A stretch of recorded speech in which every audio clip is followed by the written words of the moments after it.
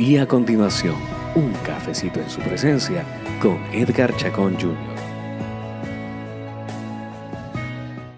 Hola mis amigos, bienvenidos una tarde más a un cafecito en su presencia. Hoy tenemos otra sorpresa de nuevo, mi papá que nos va a hablar sobre otro personaje de los que hemos estado hablando, que estuvieron involucrados en la historia del nacimiento de Jesús, y esos son los pastores. Así que espero que les guste, amárrense los cinturones porque va a estar tremendo hoy. Así que un cafecito en su presencia hoy con el doctor Edgar Chacón, mi papá. Los dejo, chao.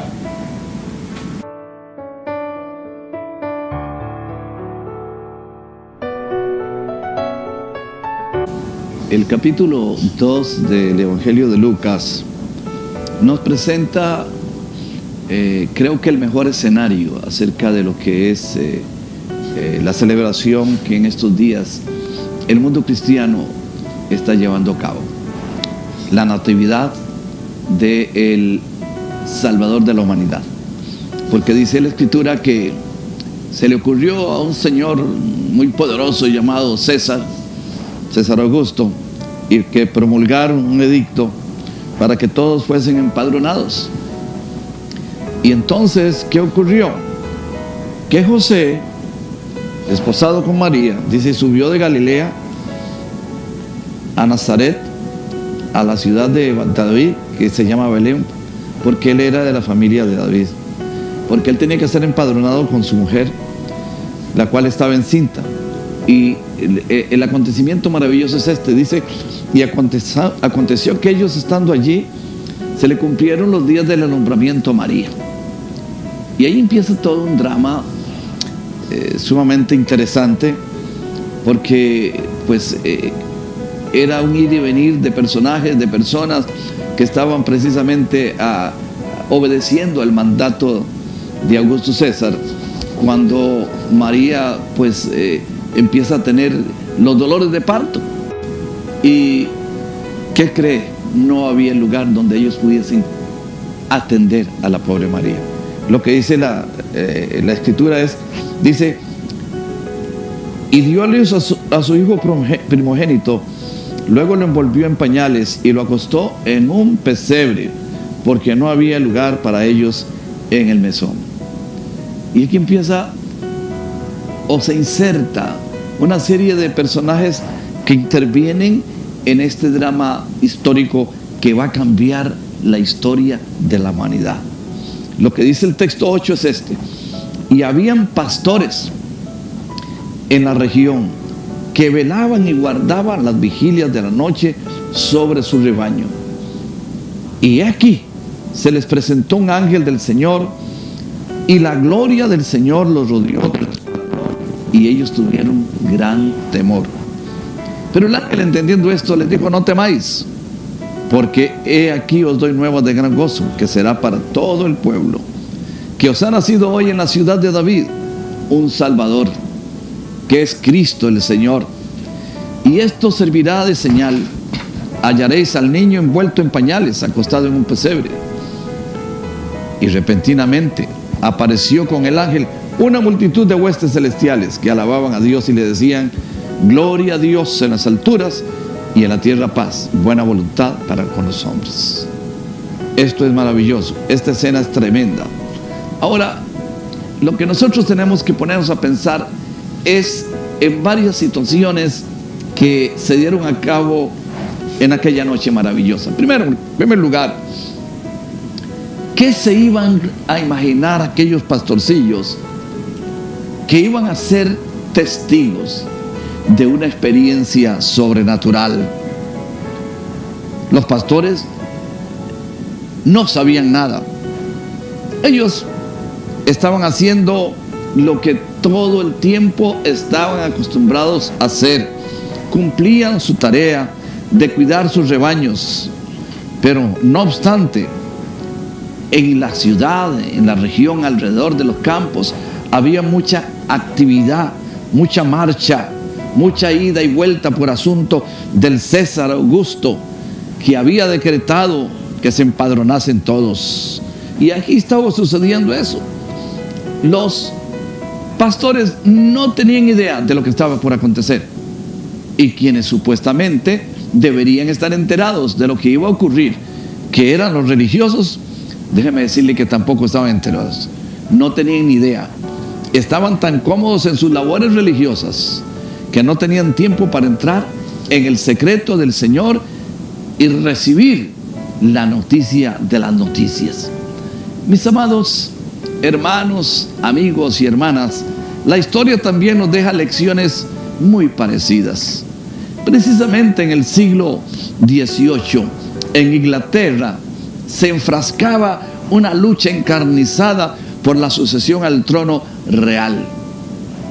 Juan I de Inglaterra era el que estaba luchando, y al mismo tiempo los focos de atención, las luces de toda Europa estaban allí puestas para ver qué sucedía con el trono de Inglaterra. Pero lo que no sabía la gente es que al mismo tiempo, precisamente el 17 de junio del año 1703, se daba el nacimiento de uno de los últimos de los reformadores sociales, Juan Wesley. Nadie estaba interesado en lo que estaba ocurriendo en la vida de esta joven pareja formada por Susana y por Samuel Wesley. Pero ahí estaba sucediendo algo. Estaban por tener uno de sus 19 hijos, era el 15, Juan Wesley, un hombre considerado como uno de los reformadores sociales más importantes de la historia de Inglaterra, que pudo evitar que hubiese un derramamiento de sangre en Inglaterra, quizá más grande que el que hubo en la Revolución Francesa en el año 1789. Pero Dios lo estaba usando, lo estaba preparando precisamente para traer un tremendo avivamiento a aquella nación.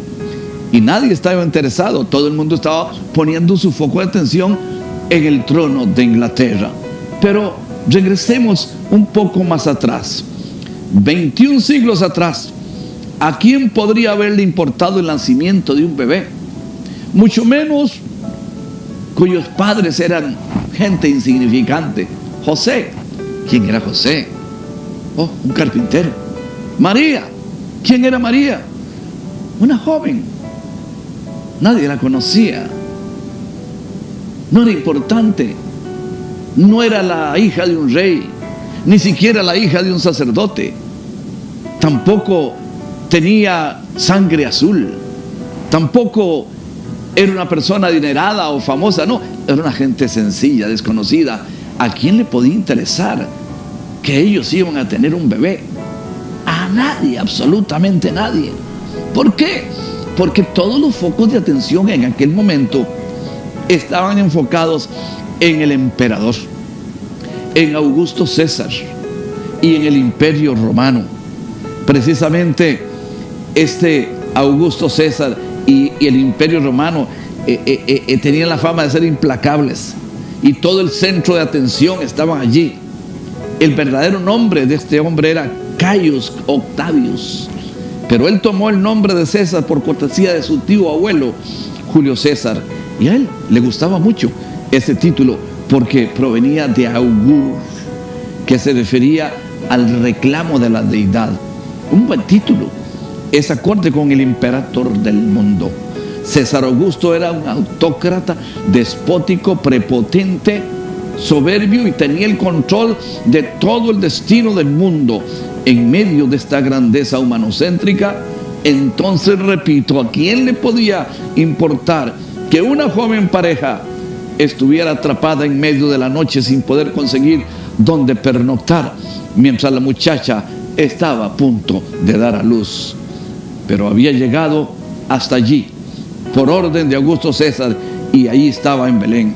Mis amados hermanos, cuando pensamos que a nadie le importa, cuando pensamos que nadie sabe, que somos así como invisibles, cuando piensas que nadie se ha enterado, hay alguien que te está observando, hay alguien que te está mirando, que sí te conoce, que conoce tu problema, que conoce tu nombre, que conoce tu angustia, y ese se llama tu Padre Celestial, que sí conoce cada detalle de lo que está sucediendo en tu mundo y en tu mundo interior.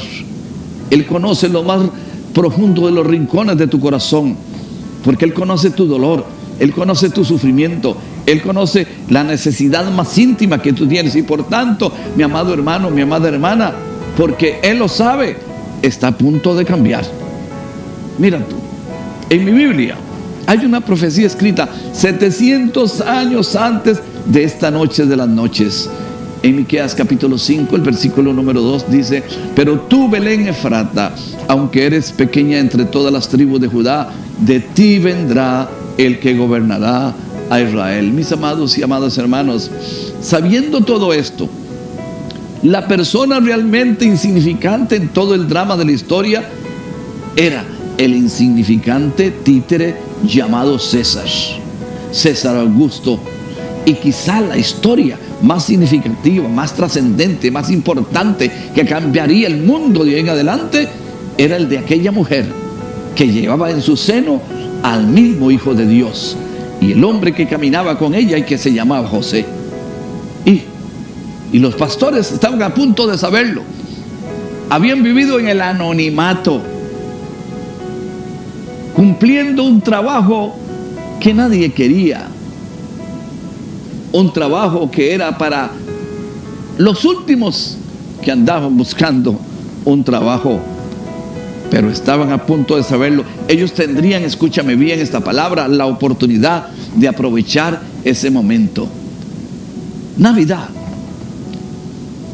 es un regalo de Dios para aprovechar la oportunidad, para aprovechar el momento. Dios está haciendo algo especial en esos días, y los pastores van a ser testigos de esa experiencia sobrenatural y maravillosa. Hoy yo siento en mi corazón, y lo he visto, vengo de un retiro de pastores y líderes en Costa Rica, vengo de una serie de reuniones con líderes cristianos, y podemos ver, podemos sentir, podemos observar que Dios está haciendo algo. Hay algo maravilloso en el ambiente espiritual, hay algo precioso que tú puedes sentir.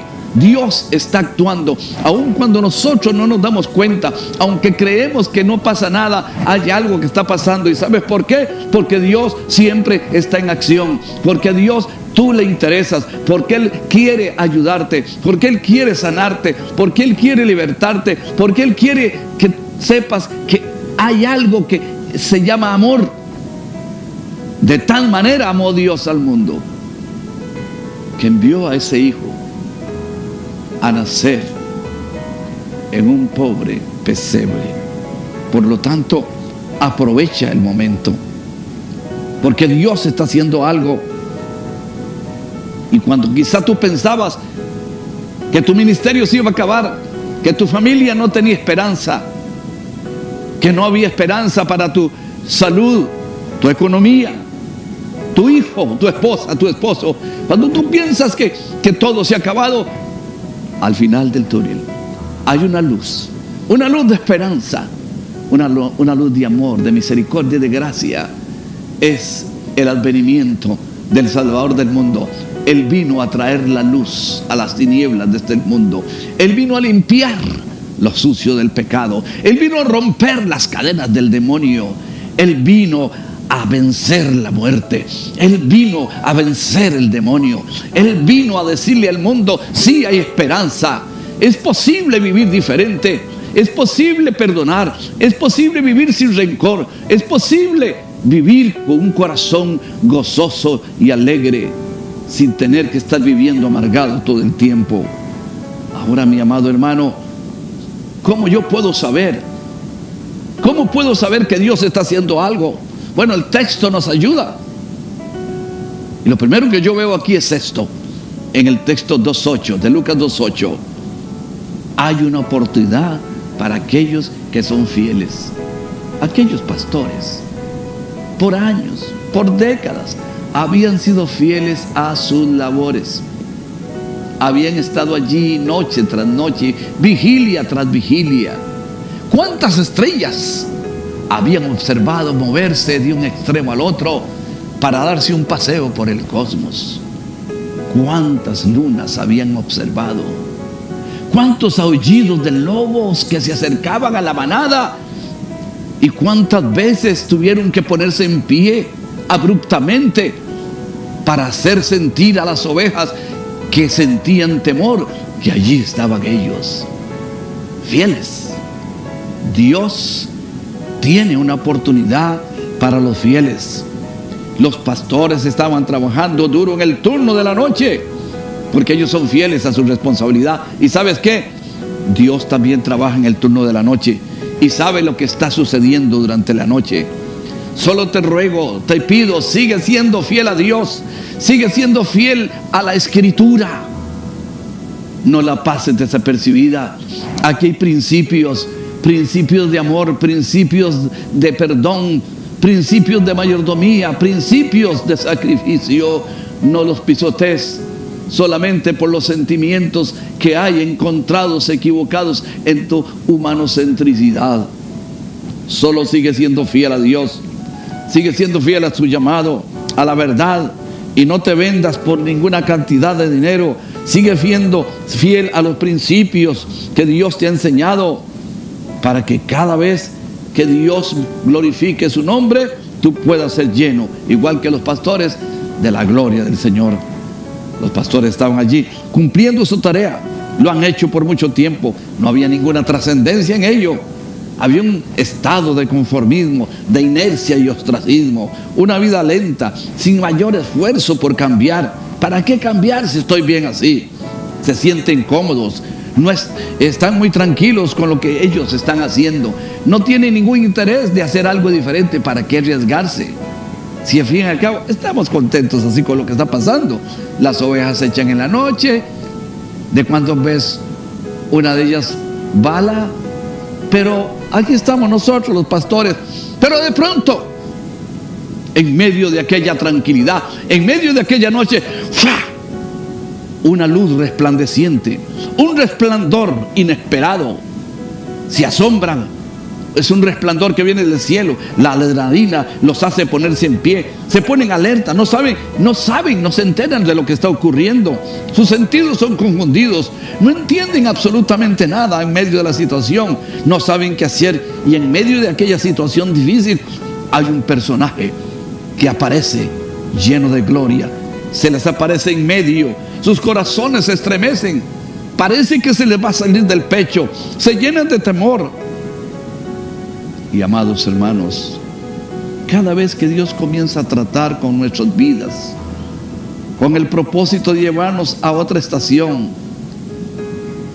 para que escalemos, para que crezcamos, para estirarnos, para hacernos crecer y llevarnos a un paso más allá donde no hemos estado antes, cuando quiere que cubras un nuevo territorio en la oscuridad de la noche, vas a sentir entonces temor. Pero qué hermoso que Dios conoce de inmediato la situación, se percata que aquellos pastores tienen temor, y la voz de aquel personaje les hace retumbar a los cencerros, que los corderos que están alrededor de ellos, y le dice el personaje a los pastores: no teman, no teman.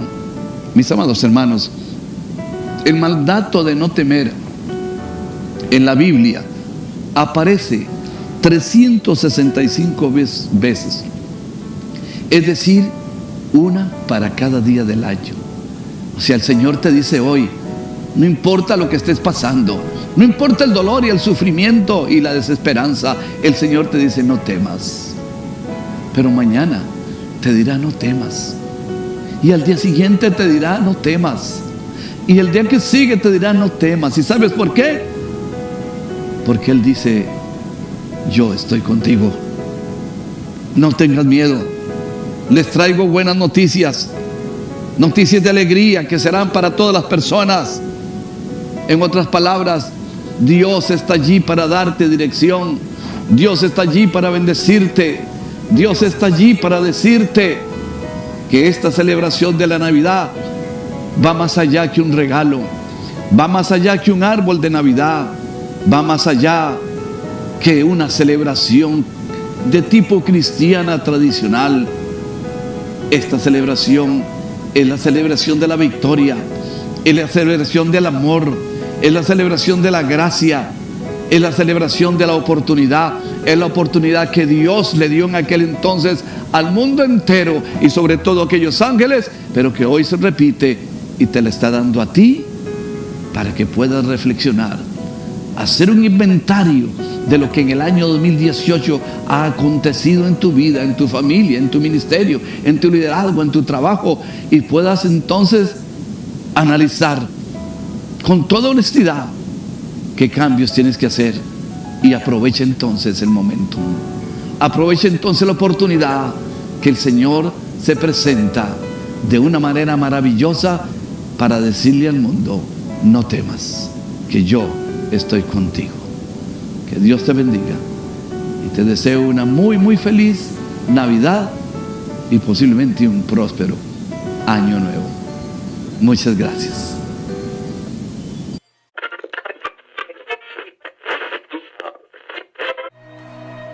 Gracias por acompañarnos hoy en Un Cafecito en su Presencia.